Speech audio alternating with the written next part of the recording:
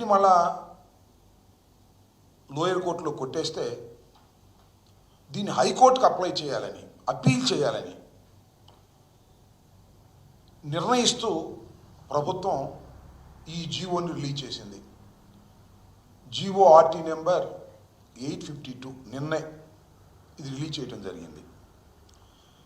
నేను ఇక్కడ ఈ ప్రభుత్వాన్ని, కూటమి ప్రభుత్వాన్ని, ముఖ్యంగా చంద్రబాబు నాయుడు గారిని సూటిగా ఒకటి ప్రశ్నించదలుచుకున్నా. ఎందుకు మీకు కాపు ఉద్యమం మీద కోపం, కాపు కులం మీద కోపం, ముద్రగడ పద్మనాభం గారి మీద ఎందుకు మీకు కోపం? ఒక్కసారి వెనుక నేపథ్యంలోకి వెళ్తే నారా చంద్రబాబు నాయుడు గారు 2014లో కొల్లలుగా ఇచ్చిన హామీల్లో ఒకటి కాపుల్ని బీసీలో చేరుస్తానని. చిరకాల కోరిక, మాకు సెంటిమెంట్ అది. ఆంధ్ర రాష్ట్రంలో ఉన్నటువంటి కాపులు బీసీల్లో చేర్చమని అనేకమైనటువంటి ఉద్యమాలు చేసినటువంటి సందర్భాలు ఉన్నాయి. ఎవరు అడగల, ఉద్యమం కూడా చేయలే. అప్పుడు 2014లో నారా చంద్రబాబు నాయుడు గారు అధికారంలోకి రావడం కోసం అనేకమైన వాగ్దానాలు ఇస్తూ కాపుల్ని 6 మాసాల్లో నేను బీసీలో చేరుస్తాను కమిషన్ వేసి అని చెప్పటమే కాదు, మేనిఫెస్టోలో పెట్టాడు. ఆయన వచ్చి సంవత్సరంన్నరైనా కమిషన్ కూడా వేయలేదు. వేయకపోతే ముద్రగడ పద్మనాభం గారు ఉద్యమం చేశారు, కాపులందరినీ సమీకరించారు. ఆ ఉద్యమాల్లో కులం కాబట్టి ఎవరైనా ఒకటి మాత్రం వాస్తవం, పుట్టిన ఊరు, పుట్టిన కులం, తల్లి తండ్రి వీళ్ళ మీద ఒక ప్రేమ, సెంటిమెంట్ ఉంటుంది. కాపుల్ని బీసీలో చేరుస్తానని చెప్పినటువంటి చంద్రబాబు నాయుడు గారు నెరవేర్చకపోతే ముద్రగడ పద్మనాభం గారు దాని ఉద్యమానికి పిలుపునిస్తే మేము ఏ పార్టీల్లో ఉన్నా మేమందరం కూడా పాల్గొన్నాం, ఫైట్ చేశాం. అయినా చంద్రబాబు నాయుడు గారు చేయలేదు, అది వేరే అంశం.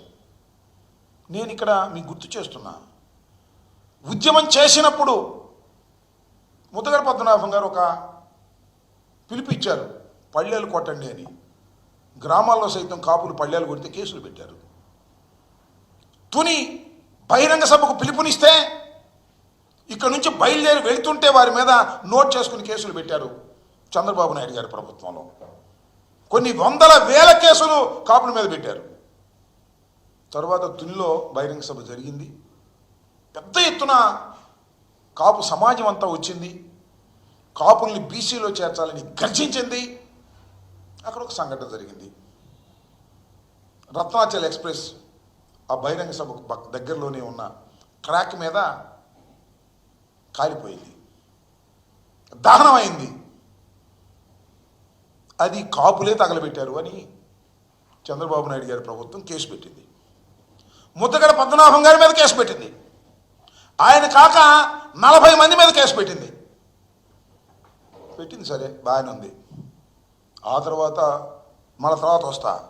ఆ తర్వాత ముద్రగడ పద్మనాభం గారు నిరాహార దీక్ష చేస్తుంటే ఆయన ఇంటి తలుపులు పగలగొట్టి తీసుకొచ్చి ఆసుపత్రిలో పెట్టారు.